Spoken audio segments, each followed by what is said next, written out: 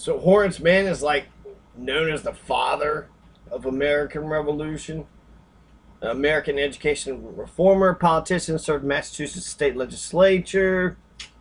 Okay, so the historian Elwood P. Cubberley asserts no one did more than he to establish in the minds of the American people the conception that education should be universal, non-sectarian, free, and that its aim should be social efficiency, civic virtue, and character, rather than mere learning or the advancement of sectarian ends.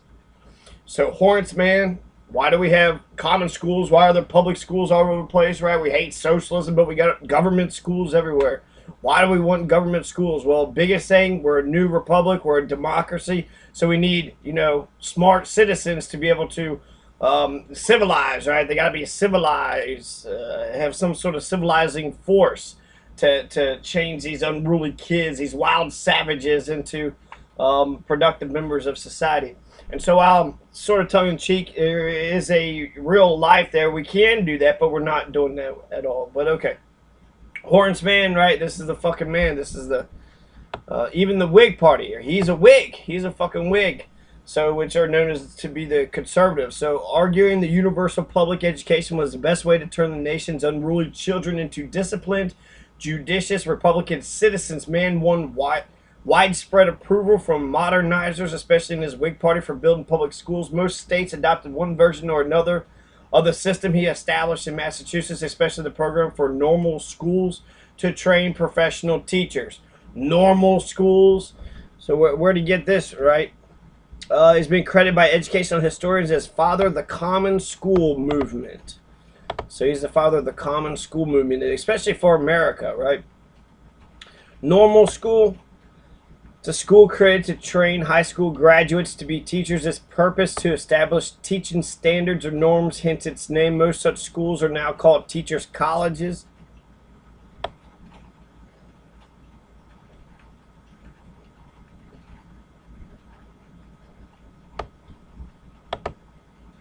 So I think normal schools are just to normalize totalitarian fascism. It's all classroom management. It's all that anybody cares about. It's all obedience and hierarchy, and I saw a bunch of kiss asses. That's all the people at Spalding University that graduated. It's just a bunch of kiss asses, so they don't have their own morals, or they don't have any fucking moral core whatsoever, right? Just kiss ass. That's all they fucking know how to do. And then they're gonna be as big a fucking dicks as those assholes were there. So they don't know shit about democracy or how to treat each other or about money. They don't believe in actually teaching a real fucking education and actually inspiring the people and inspiring curiosity and teaching them knowledge and information that'll be useful in their life. Whereas I do, I actually want to have something to offer when I go into the classroom, and I'm also smarter than everybody else. Like in Spalding University, I guarantee you,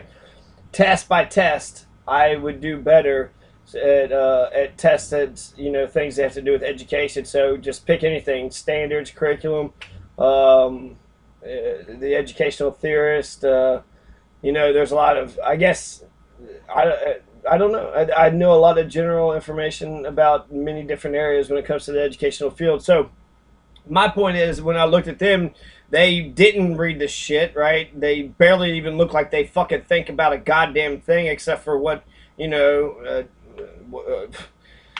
anything, right? They don't think about anything. So it seems like they just, they need a textbook, they need a workbook, they need a state to tell them this, teach the kids this day, teach the kids this, that day. And just get it in, right? Just shove it down their fucking throats. Just lecture at them, even if they don't learn a goddamn thing. You got standards, right? You gotta go through it. You got standards. So anyways, history of education in the United States. Here we got Horace Mann again. So we're talking about Horace Mann, how he's the father of the common school movement, but it's saying how he had brought in the Prussian model of common schools, because that's what we have today, is a Prussian industrial model of education. So upon becoming the Secretary of Education in Massachusetts in 1837, Horace Mann worked to create a statewide system of professional teachers based on the Prussian model of common schools, which referred to the belief that everyone was entitled to the same content in education. So we're talking about two different things here. We're talking about common schools and we're talking about teacher training schools. Now, the teacher training that I've been watching at U of L, at at Spalding University, it just seems like it's just blind obedience. Shut the fuck up. I'm lecturing at you. Do what I tell you to do, right? And it's just normal school is what they call it, because they're normalizing totalitarian fascism. They're making sure totalitarian fascism looks the norm, and it looks odd whenever anybody resists against that, right? Well, why the fuck is he resisting? Well, because it's totalitarian, and totalitarianism is bullshit. But people that don't have any souls, or don't give a fuck about other people, or don't know who they are, they'll just sit there and take the fucking tyrant's orders the way it's supposed to be, and it's not supposed to be like that at all. It's not normal. That's why people have to be trained. Basically, the schoolmaster, the cops want everybody to listen to the schoolmaster, just like they want everybody to listen to them. Same for the king and the governor and the bosses and the fucking landlords, and going down the list. That's what you want, right? Just nice, obedient. But then at the same time, you want people that are capable of making their own decisions. If they can't make money, what good are they? So yeah, you want them to be obedient for them to listen to you and shit. But if they're busy listening to you, are you fucking steering them off the cliff? Are you steering them into a ditch? And if you are steering them in the wrong way, are they smart enough to fucking go the opposite direction?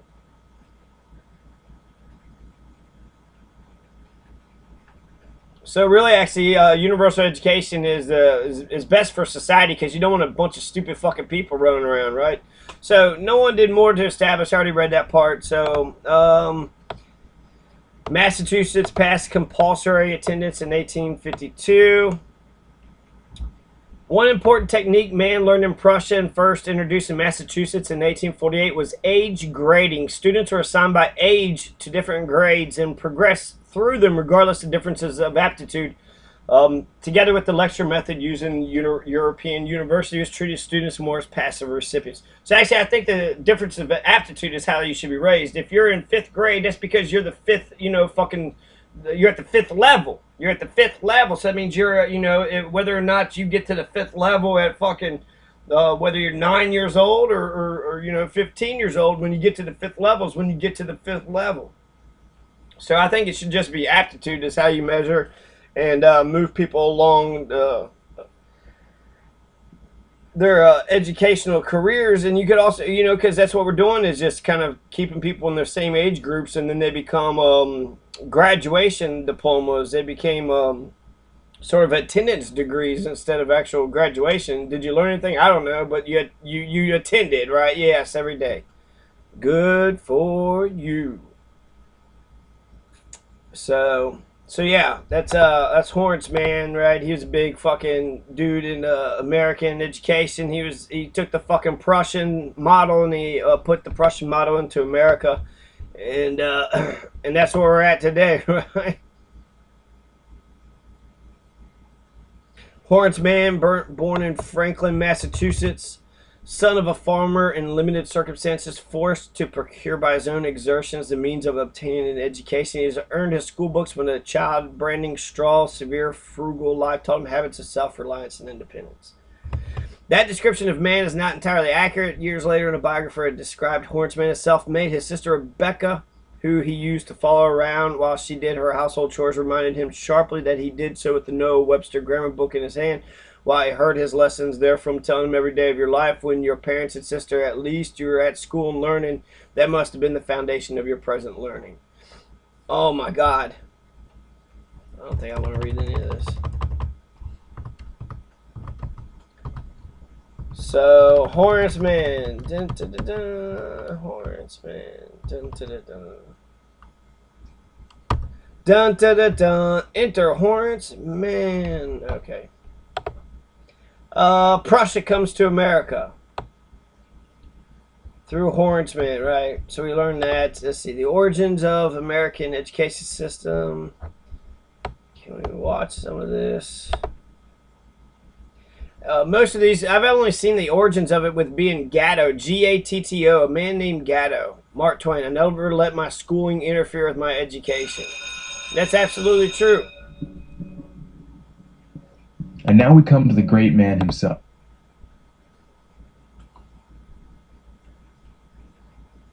What? An error. I guess I could have just gone to the results of it from the first video.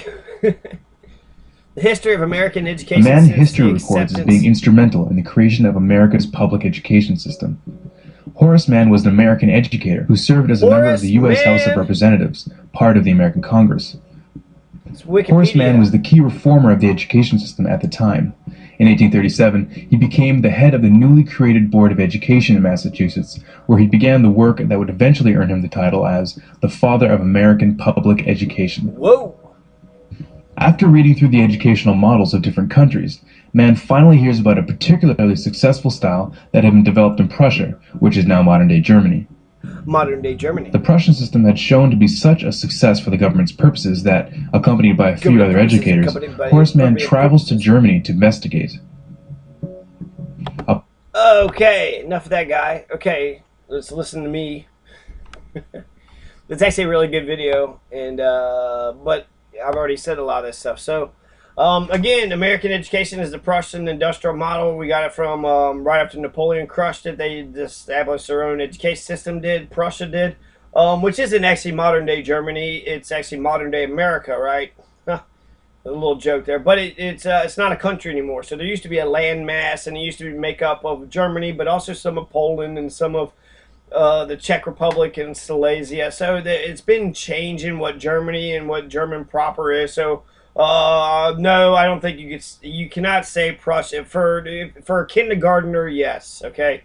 Prussia used to be Germany, right? The Prussia is now modern day Germany, but if you're not talking to a kindergartner, that would be a lie, okay? If you're talking to anybody that's older, just sit there and say that it's the same shit. It ain't the same shit, okay? Because you could have Prussia versus the Germans, right? You could have a Prussia versus, I don't know. So, working against the concepts and principles of the Founding Father providing the constitutions, failure, elitism, John Dewey. Wow, that's why I didn't read it, because there's nothing to say. An American hero, Abraham Lincoln, is very outspoken against the Prussian idea that ordinary people should not be taught the same way as the privileged class. He said such a concept was un-American. This country is built by its common people. God created all people as equals, and they deserve to be educated in the same manner, rich and poor alike. So that's actually fascinating. The Prussian model had fucking tiered systems, right? We got universities and PhDs and all this other shit. But they should be educated in the same manner, rich and poor alike. But that's in a way more nationalistic. You know, not everybody can be educated in the same fucking way. Yeah, we can all get the basic components of what we need to know. But once you kind of got that basic foundation of what we can know and what we can't know, then you gotta fucking start deciding and start doing shit, right? Start making something of yourself, make a name for yourself, get bigger, start teacher certification. That's okay, you know, as long as it's actually teaching people how to teach. I think teacher certification should, you should actually, there should be like a test. There should be like some sort of civil servant test that you should actually have to pass and do it well, right? Not just a bunch of bullshit going through the fucking bullshit motions, but true, genuine learning. So you got the Carnegie Institute. They're the ones that come up with this teacher certification, right? So they want you to make sure the teachers are a certain fucking type of teacher, and the teacher that they're looking for are those who have no heart, no soul, don't give a fuck about democracy, just total dictators, just do as the fuck as they say, and maybe entertaining at the same time, you know, throw some extra shit in the boot if you want to, but you don't need to.